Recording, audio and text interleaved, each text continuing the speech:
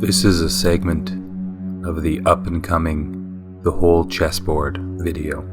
I hope you enjoy.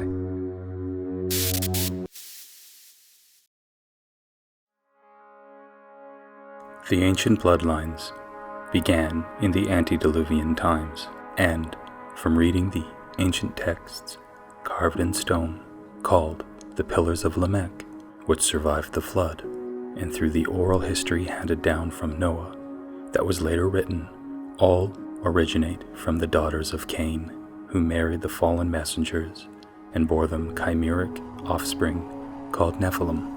Coming to the realization that the ancient bloodlines are real is just a step in the path to understanding the realm. The Nephilim began as the Titans of old and built 10 empires that engulfed the earth.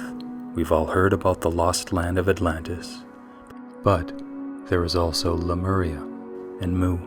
The rebel bloodlines endeavored to amalgamate their bloodline with the Sethite line because they were from the corrupted Cainite line. These Cainites eventually married into the Sethite line after the 7th generation from Adam, and this is when the corruption began to grow all over the earth. Cain's first son, Enoch, not to be confused with the later Enoch and Noah's great-grandfather who walked with God, developed a corrupted form of the 7 sciences and grafted idol worship, pantheism, and mysticism, and invented hieroglyphics for the preservation of this corrupted knowledge. What developed from these hieroglyphics are the foundations of the mystery schools that most of the religions, occult, New Age, Starseed, and Freemasons study and practice today.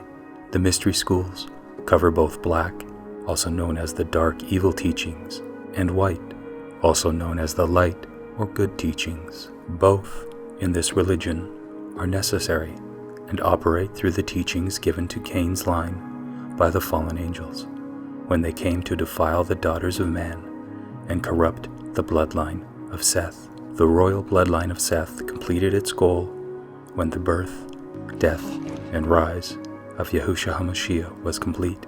There was no further need for God to continue that bloodline. Yahushua HaMashiach was check and mate and the final solution to our salvation. The great deception will try to sell you the lie that Yahushua HaMashiach bore children with Mary Magdalene. This is an obvious deception.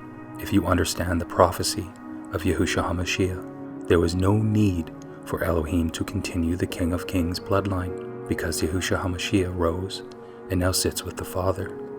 The prophecy is fulfilled. The purpose of children is to give the fallen sons and daughters of Adam the opportunity of everlasting life in the future. Yahushua HaMashiach doesn't require this. So, the deceptionists are manufacturing a false bloodline to mock Yahushua HaMashiach and fool the population who listen to any excuse to do as thou wilt and refuse to hear the truth.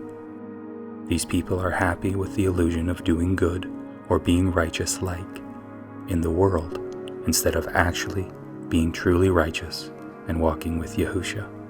The Freemasons will use all the tricks they know to con the population into believing the great deception. They will be successful with most because people believe what they are told by the worldly authority over God's word. After all, the Freemasons have indoctrinated most to believe Elohim does not exist and we do not live in a created realm.